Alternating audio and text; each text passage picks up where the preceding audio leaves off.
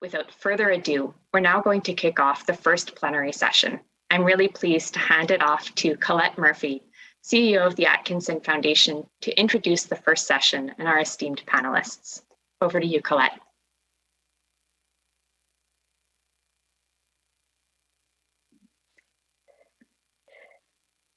Thank you so much, Katie. And thank you, Chief Leanne, for your welcome, and Kevin for your inspiring remarks. I'm joining you today from Treaty 13 territory, the traditional territory of the Mississauga, the Credits, the Haudenosaunee, Chippewa, Anishinaabe, and Wendat people, and I am so excited for the next 4 days. As Katie said, I'm the Chief Executive Officer of the Atkinson Foundation. I'm also a SHARE board member and soon to become its co-chair. I'm grateful to Kevin and his team for convening this necessary conversation. The road between rhetoric and real process is a long and arduous one, but it is made so much better by good traveling companions. Thank you for being here today and for taking on SHARE's challenging questions. It's been exactly 152 days since Canada marked its first National Truth and Reconciliation Day. I'm amongst those who experienced the ringing of the opening bell by Tabitha Bull at the Toronto Stock Exchange as a sign of real progress. But I'm also among those who want to use our investor power to make sure history does not record it as yet another symbolic gesture. I've been asked to start today's conversation by telling you about Atkinson's involvement in a TMX Group shareholder proposal on reconciliation and Indigenous inclusion. In other words, why Indigenous economic reconciliation matters to our foundation. My answer is we've heard the Truth and Reconciliation Commission's call to action. The call breaks down into 94 recommendations. The 92nd speaks directly to business leaders and corporate shareholders like us. It asks us to rethink policy and practice to meet the standards set by the United Nations Declaration on the Rights of Indigenous Peoples. These are standards that the Atkinson Foundation takes very seriously. We believe they are possible to achieve through meaningful collaboration with Indigenous-led organizations like the Canadian Council for Aboriginal Business and the National Aboriginal Trust Officers Association, known as NATOA. We also believe that settler-led corporations like the TMX Group can be among the beneficiaries of Indigenous settler collaboration when we have partners like SHARE. Now, we know real progress is possible because we've seen it with our own eyes at different times on several issues over the past 20 years. SHARE has helped us align our mission and money and to mobilize investors to improve working conditions and banking practices. They've shown us time and time again what principle and pragmatism can accomplish for the good of everyone. But today, it's not possible to deliver on our mission to promote justice and fight inequality unless we seek right relations with Indigenous people and remove obstacles to Indigenous inclusion and economic prosperity. That's why we're participating in this historic investor mobilization effort, starting with the TMX Group vote last year. Now, you may know that TMX Group owns the Toronto Stock Exchange. What you may not know is that 98% of TMX shareholders voted in favor of our proposal. It's the first time a resolution on Indigenous inclusion has been jointly endorsed by the board of directors of a Canadian company, a move that is already rippling through capital markets in North America and sparking conversation about what comes next. CEO John McKenzie's constructive engagement with the proposal before it went to a vote made a big difference. This resolution obliges the TMX Board of Directors to develop internal programs and policies on equity, diversity, and inclusion, review procurement from Indigenous-owned businesses and businesses owned by other represented groups, establish disclosure practices and objectives, and engage with Indigenous organizations to support this work. It's a strong start, but clearly only a first step on that long road between rhetoric and real progress. We owe a debt of gratitude to Mark Silvestre from NATOA, Kevin Thomas, Anthony Shine, and Katie Wheatley from SHARE and their Reconciliation and Responsible Investment Initiative. Tabitha Bull at the Canadian Council for Aboriginal Business and John McKenzie and his TMX team also provided great leadership. All of them helped us demonstrate that shareholders have more than money at stake and want more than a simple return on our investment. A growing number of us are ready to use our time, our voices, and our investments to amplify Indigenous values and our own values too. It's their turn now to tell you about the significance of the Tmx decision and how it has been unfolding over the last 8 months. So I'm really delighted to turn it over to you, Kevin Thomas, John McKenzie, and Tabitha Bull. Thanks. Thank you, Colette. I'm thrilled to be here for this particular discussion because I've been in the room talking with John and Tabitha before, and it just felt like the sparks were flying, ideas and dedication and creativity between these folks and of course their own constituents and organizations, which were, to me, really inspiring. So I'm hopeful we get to share some of that here. And we set this up in a way as a discussion to look at a few issues around the question of how we build the Indigenous economy and contribute to this in a way that's practical, but also visionary. And so I'm looking forward to this. I've got a bunch of questions I'm going to want to ask, but we'll just see where it goes. Maybe it's better though we start, because maybe you don't know these organizations. They're very prominent ones. You can't not know that there's a TSX out there, and the Canadian Council on Aboriginal Business has been around for now 40 years, I believe, in the range. Yeah. So, you should know them, but if you don't, I'm going to pass it over to quickly ask each of them to describe the organization and where they're coming from. Perhaps, John, can you tell us about the TMX group? Because it's not just the TSX, is it, right? Well, thank you, Kevin, and I'm happy to.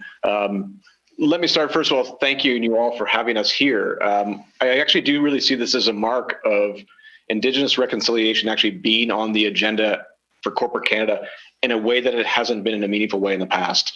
And so for us, TMX, to be able to participate in this, it really is an honor for us to be included in the conversation and to see where we can actually make a contribution and commitment to moving forward.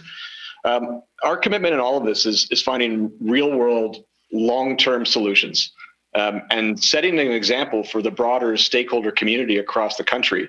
And for those that don't know, we do operate the TSX, we operate the TSX Venture Exchange, and between them have over 3,000 issuers that are listed with us. So when we can help to set an example for what a public company can do, we've got a network that we hope is seeing that example as we move forward. But importantly, one of our key learnings even over the last year is, as much as we want to very much get to solving the problems, as you said earlier, Kevin, we also know that we've got a lot to listen to and a lot of learning to do in terms of where we can add value. And that recognition that responsibility is a shared and collective obligation of all of us and all Canadians and organizations like ours. So building understanding is key for us. So in terms of the organization itself, I'll let you know we are actually coming to you today from our new broadcast center, the TMX Market Center in Toronto.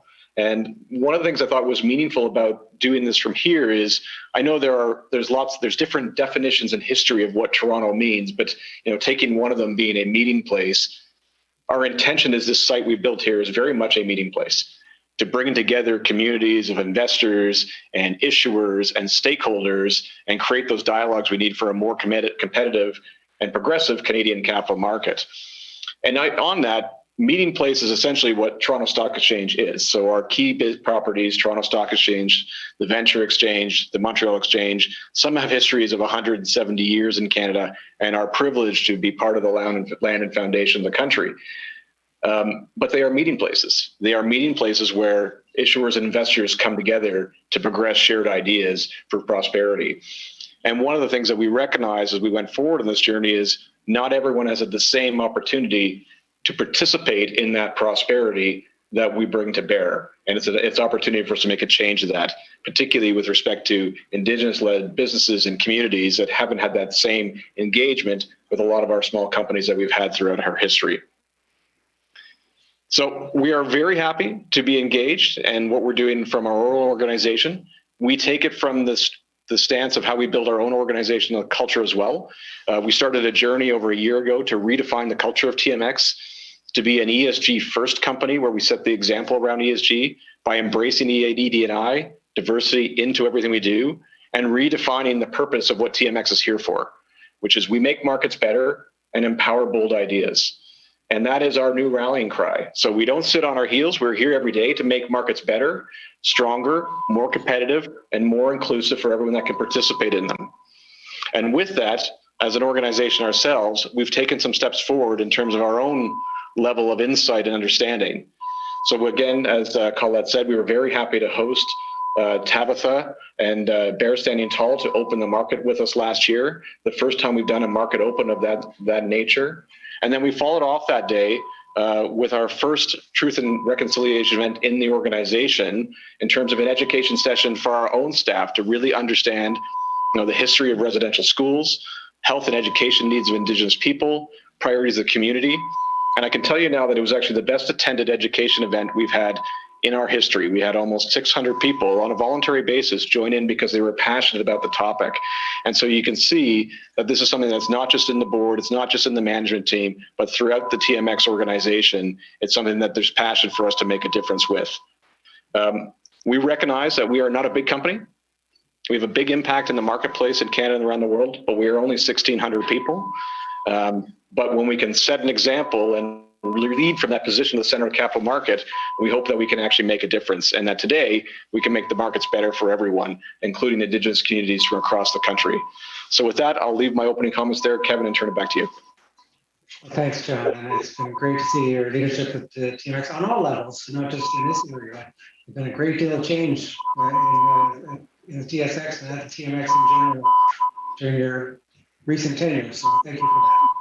Appreciate it. Tabitha, I'm going to turn over to you to hear about the CCAB, and like I said, 40-year history, although you're a relatively recent CEO as well. So lots been happening there. Just incredible growth and a lot of activity. So let us know. Thank you, Bonnie. Tabitha Indigenakas, Nipissing Indigenaba. It's a pleasure to be here. So I've just said in Anishinaabe, which is our traditional language, my name, and that I am a member of Nipissing First Nation. Thank you all for doing land acknowledgements this morning. I'm also coming to you from Toronto, so Kevin, thank you for that. So I am the CEO of Canadian Council for Aboriginal Business. We are a membership-based not-for-profit. And as Kevin said, we're almost at 40 years. 2024 will be our 40th anniversary of incorporation.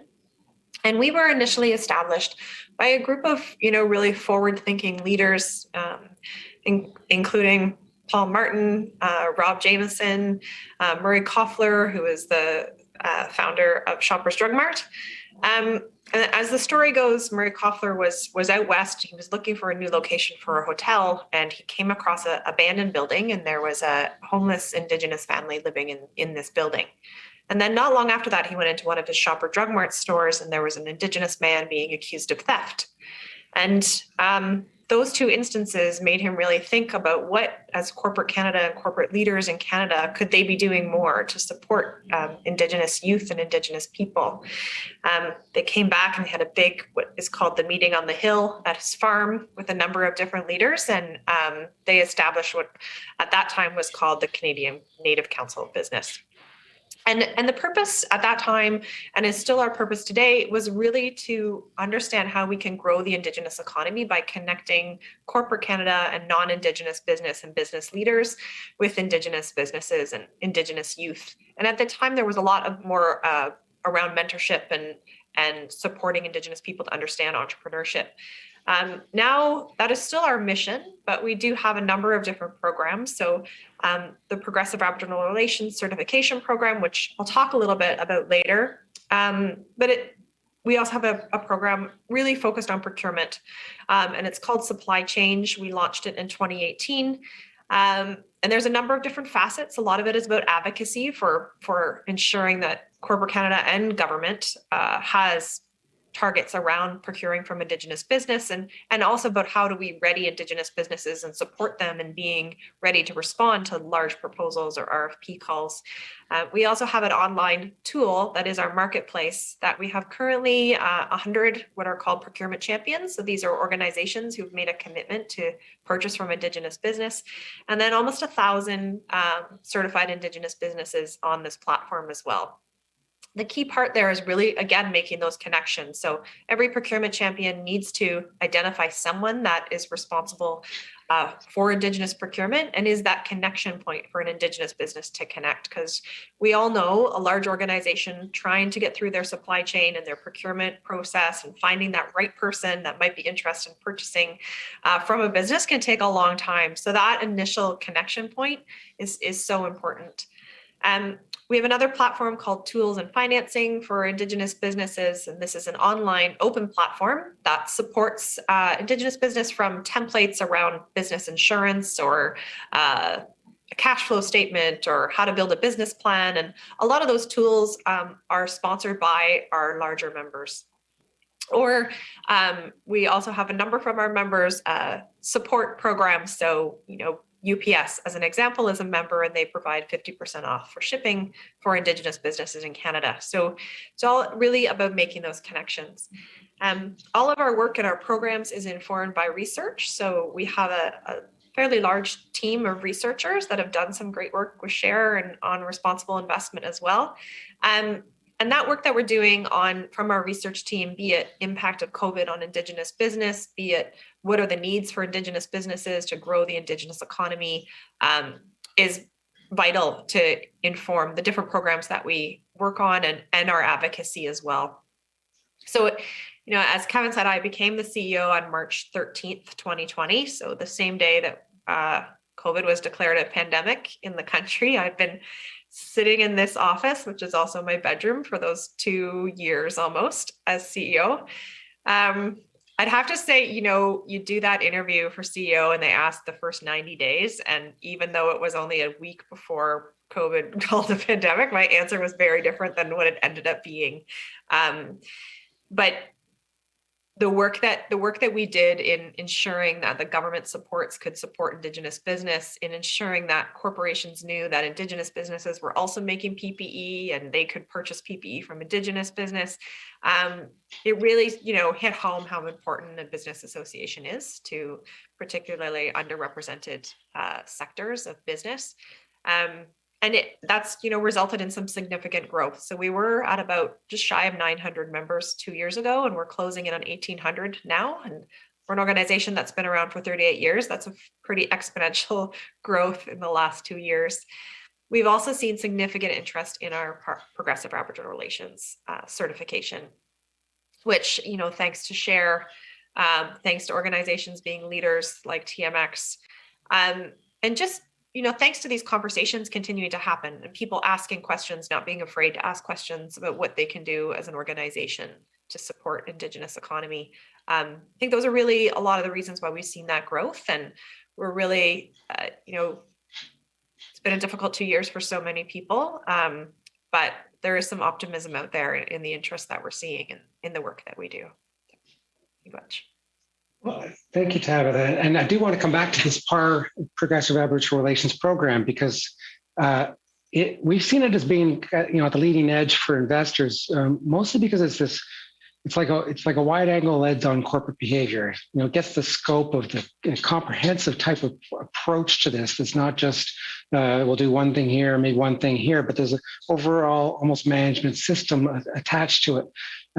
But more importantly, it's also certified by independent Indigenous juries. So that certification comes from outside. You don't just take the company's word for it that's doing well. There's some rigor to it. In fact, I liked it so much that we hired one of his architects to work at SHARE. But leaving that aside, let's talk a bit about the scope of this PAR certification and what it looks like for a company, or say even for the pension plans that are here today, or a foundation. Can they also sign up and be certified? Yeah. So we've actually seen, initially PAR. So PAR is Progressive Aboriginal Relations. It is a certification program, and it supports your corporation in looking at, how to build an Indigenous inclusion strategy or a reconciliation action plan, whatever the terminology is that's being used now. I mean, PAR has been around 20 years, so at that time those weren't terms that were in part of people's vernacular, but so PAR looks across your whole organization. A few key things is that you really need executive leadership from the top to commit to the organization. And we've seen that at TMX with John's commitment. So initially you look across your organization, there's 52 criteria, and really ask yourself, what are we doing in these areas? The criteria fall under 4 different pillars. So business development, and that could be from a procurement strategy. It could be mentoring Indigenous businesses. It could be perhaps grants to Indigenous businesses to support them in e-commerce or in learning. Employee relations, so that's definitely what are your employment practices around Indigenous people, recruitment of Indigenous people, but also succession planning and how are we retaining Indigenous people within your workforce. Cultural awareness training, of course, is a requirement of the program from the very beginning. And then there is leadership actions. And a lot of that we're seeing as an example is an organization who would require their tier 2 suppliers to also be PAR certified, or their tier 2 suppliers to also have an Indigenous procurement strategy. So they're really pushing the envelope and being able to make that change but based on their leadership that they're taking. And then community relations, of course. And every organization that goes through the PAR program has to identify communities of interest that they work with, that when our jurors go in and verifiers go into your organization, we can speak to those communities and really understand what the organization is doing and how their relations are with communities. And definitely at the beginning of PAR, that for a natural resource sector or an organization that's having a direct impact on the land or a direct impact on one specific community, you can really see how that community relations piece comes in. But now we're seeing organizations like TMX, like Uber, like that, aren't necessarily having a real impact on a First Nation community per se, or a Métis settlement, but how are they impacting and what can they do for urban Indigenous people? So the thing about PAR that's also so important that it is really flexible for your organization to understand where can I really make an impact as an organization, and then set your targets. So you have a 3-year period to do that. It's called your commitment period. It's full out in 3 different phases throughout that commitment process. And that allows you to assess your organization, understand what you're currently doing, understand what your potential is and where can you make an impact, and then start to build those programs. And then we have verifiers that go into your organization, speak to your executive team, speak to Indigenous employees, as I said, speak to community of interest, really look at what your procurement spend is, if that's your target. And then they recommend a certification level or bronze, silver, or gold to our independent Indigenous verifiers. And as you said, Kevin, it's very important that they are independent, because as a membership association, these members that are going through PAR are also members of CCAB. They might be sponsoring events. They might be, working with us on research projects. So it's very important that we have an independence on the certification part. The other thing, as you said, that there really is rigor. It's really not signing a declaration to saying that you are committed to gender diversity or committed to, supplier diversity. It really is. It really is work for the organization to go through, and it really is verified. And we also require that businesses recertify every 3 years. So there are a lot of organizations who might get bronze in the first year and then are like doing whatever they can to get to silver or gold in the next certification round. And we also, really watch media. So if an organization has received a gold certification and then something's happened in the media in the meantime, we flag that. And at the next certification, we have specific questions as to what did they do to remedy that issue or that instance, and how has the organization learned, and what is the organization doing about that? So we're ensuring that, we are monitoring that those organizations who have received certification are continuing to improve. Now, you spoke about this question of how you get leadership at the top, and that you almost need that commitment at the top levels to get there. Now, John, you've had this experience of preparing that with your board in particular. And I maybe want to take us back to when you first looked at this and thought about what to do. How did you get buy-in at the top levels of TMX to get involved in this? Well, it's a great question. And it started with, and we initially were caught with some hesitation because we have, okay, here's an issue that it could be meaningful that we'd like to see how we can advance, but we don't know enough about what are we committing to, what are we signing up for, and can we deliver something? And so one of the pieces that really helped get the organization in line, get the board committed to, get senior management committed to, is looking to focus on really two things. Recognizing that, we were actually as an organization trying to advance a strategy around equity and diversity and inclusion in the organization. Is there a path where we can bring these objectives together so that if we support a program on Indigenous reconciliation, it's not a standalone item, it's actually core to some of the strategies we're pursuing as an organization already. So we want to get it integrated in what we're doing so it isn't a one-off, it isn't performative. And then the second piece with that is to ensure that anything that we're going to do is going to be meaningful.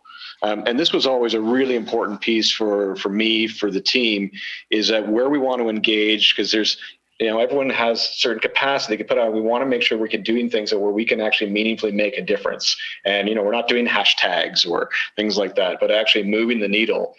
And that third piece is that recognition that as we get more engaged, we've really got some unique attributes to bring to the solution. So, very much to your comment earlier on around, turning problems into things that we can solve. The TMX and everything in it has some unique attributes that we can bring something different to the table to create solutions that others can't. But to do that, as you said, there's a learning process of understanding, okay, what can we do? What do we have? Where can we make a commitment? Because when we are going to make a commitment, we're going to do it. And so that's one of the things we wanted to make sure in our process, in our engagement, is we're committing to something that we can deliver on, because that's core to who we are, is that if we're going to make a promise, it's something that we're going to build on and deliver on. And with that, rallying the team around it, it's actually quite easy. So this is the thing. After the TMX board agreed to endorse the Atkinson Foundation's resolution, we had that vote. The three of us got together, and while knowing both of you, I wasn't at all surprised there'd be a great connection. I kind of left that meeting feeling it was just this great energy about what could be done. And it wasn't just about what you do internally at TMX at all. It was about what can we do beyond that to expand this and take this one to another level. So maybe we can talk a little bit about that. Tabitha and John, both of you, where's that momentum and opportunity for the Indigenous economy that springs out of this? What were some of the ideas about things that could be done in partnership? Maybe I think the first thing is education and really sharing. Like, there are over 60,000 Indigenous businesses in the country, and the procurement opportunities and the opportunities that corporations have to really make a difference. And I think, TMX is such an incredible partner for us to be able to share that word through TMX. And part of that, was definitely the opening of the market on September 30th, but also it's the leadership of TMX showing. So, when TMX came out and agreed to be part of CCAB and also to start on the PAR journey, that's one of those leadership actions that people really stand up and are watching and want to understand even more. So I think that, to me, that is really the biggest initial win. And I think also, as John kind of said, and as we look across new organizations that are coming on and really interested in, as I mentioned, like organizations like Uber and Facebook and Google, like these are new opportunities that every one of them, based on their unique structures and the place where they play, provides this new opportunity for us to support Indigenous business. So Google, as an example, we just received a $1.5 million from Google to support Indigenous business on their e-commerce strategies and how we can, ensure now that we're moving into this new e-commerce world that Indigenous businesses are moving along as well. those are opportunities really just based on who that organization is. And so I think similarly under TMX, there's so much that we can do. And, one thing I said to John in that initial conversation, you both might remember, was, I would love to have PAR certification on the stock exchange besides every corporation that's there. And then investors know what has that organization done to support Indigenous economy and Indigenous people. I mean, that has always kind of been a dream of mine prior to even our first conversation, but I think that will move Indigenous economy, Indigenous relations, and reconciliation move it so much further forward. And John, I mean, TMX has this great data platform, right? Yeah. Oh.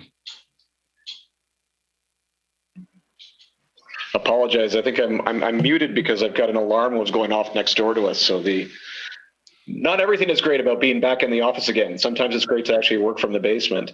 That's actually one of the big pieces of a conversation that we had. So TMX Money is our retail market data platform. We provide data and insights and disclosure on all of our issuers. And so exactly that was the conversation we're having, is we're looking at how do we use that data platform to actually provide more disclosure around companies that are great PAR companies. With that, we could take it to different levels. So, even starting as Tabitha, just with the identifier side of identifying which are the companies that are those leaders, we can create lists, we can create benchmarks. It gives people something to invest against if they choose. If they want to invest on companies that have good Aboriginal relations, then we've got a vehicle to point them to the right companies to do that. So that's absolutely something that we're looking at over the near term. And we get 12 million plus views a month in that site. So we've got a lot of people that are coming there that we can actually create more awarenesses. But also in the relationship that we do with the issuer community themselves, as we talked about, we are looking to be a leading exchange for ESG investing. And so part of that has been actually advancing what we call ESG 101. So we actually do train listed issuers in terms of how to be good ESG companies, how to do better disclosure, what are investors and stakeholders looking for. And with that, we've been able to create an education program for the issuer base on Indigenous engagement. And so we've got that network of issuers that we can help raise the bar for them. And then the third piece I'll add, and again, it's around data and capabilities. We launched last year a partnership program with IHS Markit for an ESG data repository. So, one of the things for companies, even companies that are doing a good job in terms of stakeholder relations, Indigenous relations, other pieces of advancing those agendas, they don't always know how to get that information out to the broader community. And so, we're reporting against things like SASB or TCFD or other frameworks. We're putting a framework in place to make it easier for companies to do that and easier for investors to find it. So all of these are tools that are in our toolkit to advance Indigenous reconciliation, and they're available soon. We don't have to wait to create something new. We just need to have the right partners. As Tabitha said, we get the right introductions into the community so we can understand what's going to make a difference in terms of moving the needle.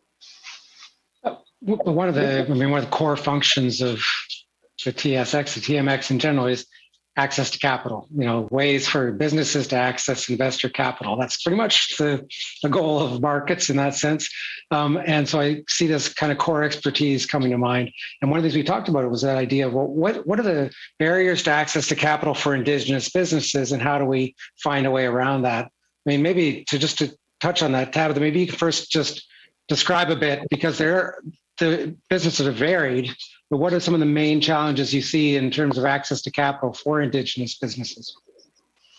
Sure. So definitely from the perspective of just access to financing in general, be that, capital investment or loans as well. And part of that is particularly for Indigenous businesses, First Nation businesses that are on reserve.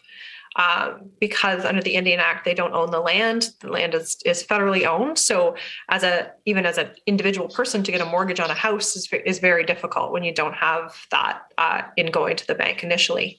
We also know that only about 33% of Indigenous businesses have a relationship with a traditional financial institution. So, and about 33% are private investors or family investors or personal savings that have, started their entrepreneur journey. And then There is a structure called Aboriginal Financial Institutions across Canada, just about 50 of them, that have a loan arrangement as well with Indigenous businesses. So we do see businesses accessing loans there. But when the COVID programming initially came out through the emergency business account, you needed to have a relationship with a traditional financial institution in order to access that and draw down on those grants. And so that left out, 2/3 of Indigenous businesses across the country. And I think, it goes back to that initial networking part. If you don't have a relationship with the bank and you haven't had that relationship with the bank from when you were a teen or, like many of us who live in urban settings do, it's difficult to build that relationship and then to be seen as not a risky investment. So we definitely know that there still exists a bias that Indigenous businesses and businesses owned by people of color are seen as a riskier investment. And we have some work to do for sure to remove that bias as well. And then as we go into access to capital and investment opportunities, one thing that comes up a number of times is how does a business, as an Indigenous owned business, an Indigenous controlled business, how do they keep that indigeneity if they are needing to find investors? And we've seen this in some businesses. Virtual Gurus is prime example, who went through their first round of investment and did not have enough Indigenous investors in order to stay 51% owned and controlled by Indigenous people. They've just gone through a second round of investment, and it looks like they're going to be able to get back to that 51%. But we really need to find ways that we can ensure that Indigenous businesses can grow and scale up and still be able to maintain not just their indigeneity in ownership and control, but in the values. So, so many Indigenous businesses are built on sustainability. They're built on having some type of social awareness program or a give back program.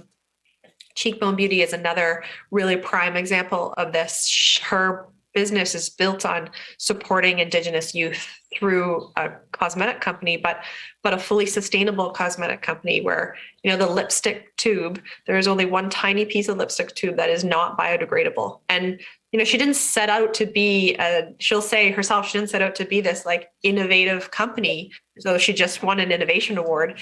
She set out to ensure that her product was sustainable and was cruelty free. And, long before a lot of the ESG scoring was something that we were talking about.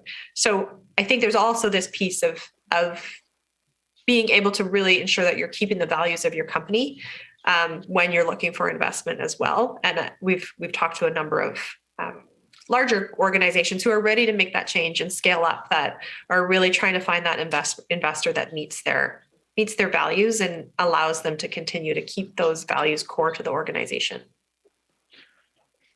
I've been struggling with this one myself because, we've been promoting this idea of investing in these Indigenous businesses and getting all that capital there available to be used. But this is exactly the question. How do you, if you're bringing in all sorts of capital from different sources, how do you maintain the Indigenous ownership?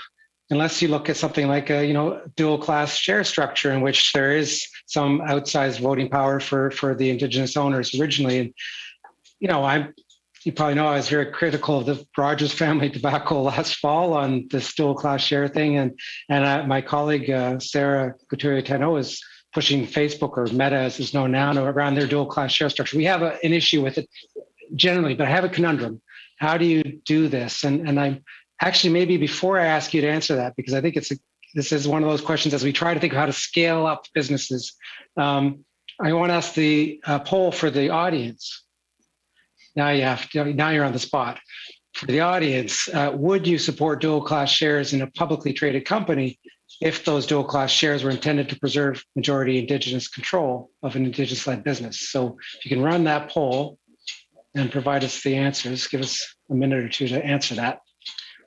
I trust that's going ahead. And while you answer that, I will turn to you to maybe just speak about your thoughts on that. John, maybe, because you've got most experience in this governance area of the market and certainly know some of the challenges for listings.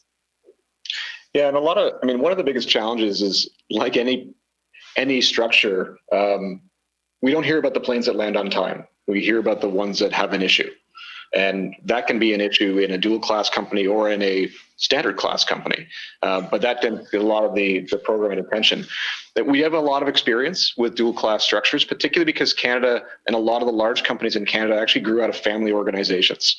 And one of the vehicles that became available for them to expand and grow without, again, losing that family control was to create a dual class structure. And it did two things. So while it does have challenges around governance, there's transparency in it. And we always want to make sure as an exchange that transparency is being done really well, that the disclosure's there, that people understand their rights and obligations, but also open some of these businesses up to have economic and investor participation from retail investors across the country that otherwise couldn't necessarily engage in these companies if they were just private. So there's both benefits and drawbacks in the structure itself. And it's certainly something we've thought about with respect to how we could bring potentially new Indigenous business onto the exchange, is using that kind of vehicle. If you continue to have Indigenous control, but have another class of shareholders where shareholders can invest in, participate, add capital to, is this a vehicle we can use to bring more capital into these companies that otherwise wouldn't go there or would go somewhere else, in terms of how do we make it more broadly available. So it's a structure that it's not unique or it's not new. It's actually, in Canada, it's actually probably one of the better developed markets for it. The watch out is we've got to make sure we've got really good governance around it, transparency, disclosure, and that's what makes a good public company work, is when we do those pieces well, everyone knows what they're getting into it. So this is something that we should look at. It's been used more for large companies in Canada, but there's no reason why we couldn't do it for small cap companies as a way to get them started and get them that public financing that otherwise is unavailable. We might have swayed the vote with that. Let's see, what were the results of our poll? If you can close it, and let's get those up from the audience. Might take a second. Well, maybe it's because we left it open while you were speaking so convincingly, John, but I think that's an interesting result. And it's a tricky question. I note the 33% for I don't know. Honestly, I would probably have answered that way myself, because I still share this concern that we create poor governance when there's one class of shareholders that has a certain different voting powers than others have. But in this particular instance, I can see there's a question of how to grow the access to capital, the amount of capital going into Indigenous businesses without losing the values and the connection to that community that's so important in them. You mentioned also that there's other lesser known vehicles that might be possible, like capital pool corporations on your venture exchange. How does that kind of thing work? And so actually, even it starts from the fact that I think a lot of people don't realize that the venture exchange in general, TSX and TSX Venture, 2/3 of the companies that list with us are actually small and medium enterprises.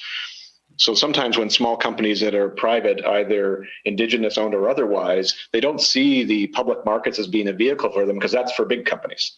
Where really the nature of what we've built in Canada with the venture model is we're actually able to support companies at a very early stage of development, maybe only a few $1 million, and we can actually help them raise public capital. The piece that you mentioned, the CPC, or the Capital Pool Company Program, is a vehicle designed so that founding investors, and if we think about it in the context of Indigenous businesses, as Tabitha talked about, those pools of Indigenous capital can actually stand up a capital pool company, a public company that doesn't have any business in it yet. We set up a shell company with some investment in it, and then they've got the opportunity to find a business that's private that needs the capital to scale and expand, and through a reverse takeover, bring them public in a way that's a lot easier than a small company doing it on their own. Because the founding investors actually do the work of creating the public company vehicle. And then when it comes public, other investors can participate in it and create that liquidity and capital for the company. So it's a pretty unique program. It doesn't exist in any other exchanges in that way anywhere else in the world. We've got this long track record of small companies that have started as venture companies, as CPC companies that grow with us. They do their next rounds of financing on the public market. They may grow to become TSX listed companies. In fact, 20% of the biggest companies in Canada, the S&P index companies, are ones that started as these small cap companies on venture. So it is a long-term success strategy for growing companies that we haven't turned to Indigenous business before. And if we can actually seed some of these capital pool companies with Indigenous founders and Indigenous capital, that might be a vehicle that makes sense. And I can say right off the top that as the exchange operator, we're going to be completely open to what do we need to do in terms of modifying or structuring it to make it work. And we've got great partnerships with the regulators across the country, that if there's a way that we need to design this differently so that it supports Indigenous business, that's something that we can do proactively. It sounds like a special purpose acquisition corporation, SPAC, as we've been seeing, but those tend to be thought of as very large scale. So I'm interested in this idea that there are vehicles that you don't have to be necessarily at this huge scale to get to this point. And I know, Tava, that when you spoke about 60,000 different businesses, a lot of them you might think of as very small organizations funded by their family, but then there are quite a few that are pretty large entities and growing and working internationally. In fact, I seem to remember statistics, and I do know them better than I would, about the amount of export done by Indigenous businesses. It's a massive amount. A massive number of them are actually exporting from Canada. Yeah. So definitely, 99% of Indigenous businesses are in the small, medium enterprise, but there are a number, as I mentioned, Cheekbone, Virtual Gurus, Anna Mickey, who have scaled up and gone through rounds of investment. And then construction companies, of course, like Boucher in Fort McMurray area.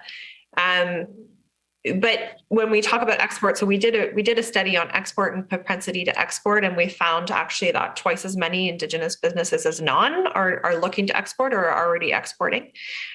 We're doing more work with Global Affairs to understand specifically what sectors are highest. Definitely, we're seeing agriculture as one of them, and where we might be able to find opportunities in other countries for them to export to, where there's a real interest in potentially harvested, like traditionally harvested goods and services as well. So, there is a real interest in that, particularly in the Asia markets.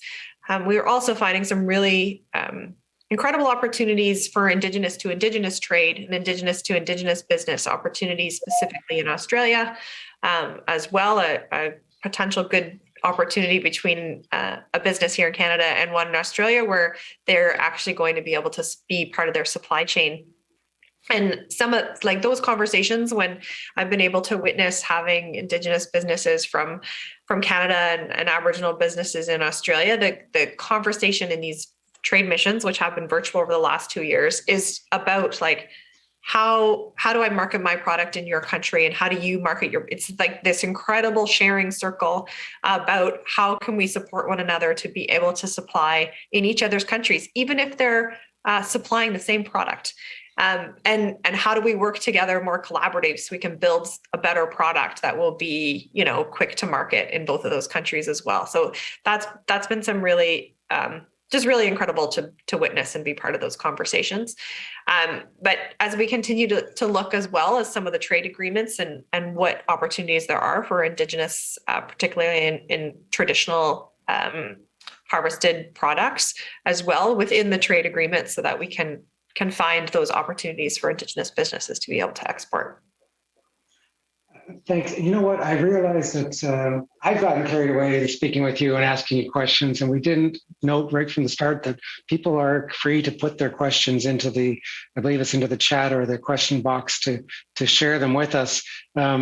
So I apologize for hogging our wonderful guests.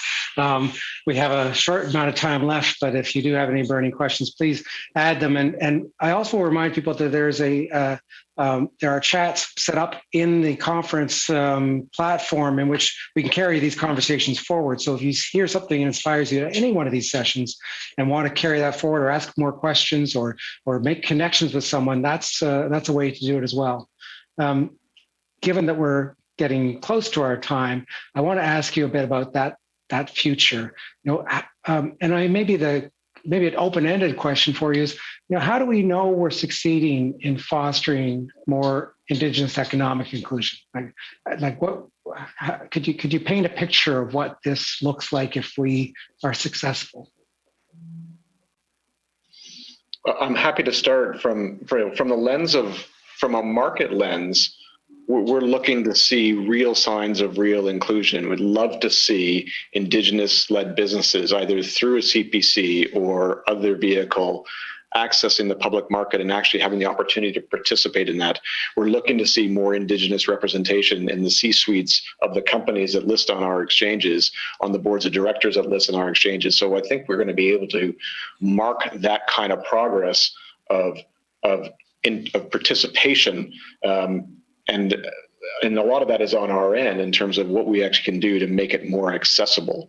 The other lens is the lens of we do in terms of look for better volume, more volume of Indigenous learning for the companies that are on exchange. And as we raise the bar of more companies that are participating in things like PAR, that are disclosing their activities with stakeholders in the Indigenous community, those are also positive signs that we're actually on the right track. Thanks. Tabitha? I think when we can continue to have these conversations, but when Indigenous inclusion in the economy is something that we're almost not talking about anymore. When Indigenous businesses have the same access to opportunities as non, and for sure when we're seeing these investment opportunities and businesses being able to go through 2 rounds of investment and be able to buy their organization back, actually. So some of the conversations that we've had just last week at our conference around financing was to ask about the exit clause. So if you're going for investment and potentially, you've gone through a round of investment and potentially they're not Indigenous investors, but then have that conversation about, okay, how do I exit this when I'm able to, make this investment back for the investors and then continue to own the organization and own the company myself. I mean, those conversations are happening, and we do see that those vehicles are happening, which have been incredible conversations. And that really is about reconciliation. It's really about investors who want to see how they can continue to grow and support the Indigenous economy and are valuing the values of that ownership that the organization is running under as well. I think the more we have these conversations, the more education we're doing. Truth and reconciliation is definitely a journey. There's you learn one truth and then you reconcile it, and then you learn another truth and you reconcile that. So I don't think we're going to get there in the next decade. We're going to always be together on this path of reconciliation and learning. And I think the more conversations that we're having, the better we will be as a country, for sure. Wow. In that case, thank you for having this conversation with us, because this has been really helpful for us. And I'm going to add one question, because I've actually got one here from the audience. The question is, if maintaining the Indigenous character of expanding Aboriginal businesses, why can't this be accomplished through debt issues? We have been talking most about equity, mostly because that's not usually what gets talked about. But Tabitha, you talked a little bit about the AFIs, the Aboriginal financial institutions, and debt issues. Are there other areas where that comes into play? Yeah, so definitely we've seen some good work of late with BDC and EDC supporting Indigenous business, and they're really looking at opportunities, even through Indigenous Growth Fund as well. It's finding exactly where we can find those, different, depending what stage of business the business is in and where they can find that proper vehicle for a loan. So there definitely is, I think, definitely now we know that businesses just can't take on any more debt after the last 2 years. So it's not as much of a conversation right now that's feasible, I don't think, for businesses as it might have been 2 years ago. But for sure, as businesses start to recover, that's definitely a conversation that we see a lot of businesses open to. Yeah, I think you're exactly right. Indigenous business and non-Indigenous business, there's a limit to how much you can grow through debt. And so in terms of the ability to take on enough capital of any form to actually expand and grow, or we'd love to see Indigenous businesses acquiring and actually building out as well. Often you cannot get there just with debt, because it's just not enough capital to the size of the business or the size of the growth ambitions. And that's why in some way having an opportunity or an outlook on some kind of equity component is important for any growth business, regardless of its nature. Thanks. I'm also noting our time, realizing we have more questions. What I'm going to do with them is make sure they're posted in our chats so that people can weigh in on them. And the second thing I'll note is that this isn't a conversation that ends on our first day. It's carried through all the rest of the days. And in particular, I want to draw people's attention to the session on Friday, looking at reconciliation action plans, caucus session there, which should be a chance, rather than being a panel of esteemed guests speaking, it will also be much more an opportunity for you to speak as participants in this conference. So first of all, I want to thank our panelists here for having carried this forward and opening up the discussion and bringing such expertise and at the same time passion to this, and leading us then into the next phase, which is when we get to talk about it amongst ourselves and think, well, where do we take it next? What's the next year of activity look like on this? And how can we make sure that some of the great ideas you've put forward here actually get realized? So thank you, Tabitha, John. I knew you'd just be magic. You're just great people to bring together on this stuff. Thank you. Thank you. Thank you.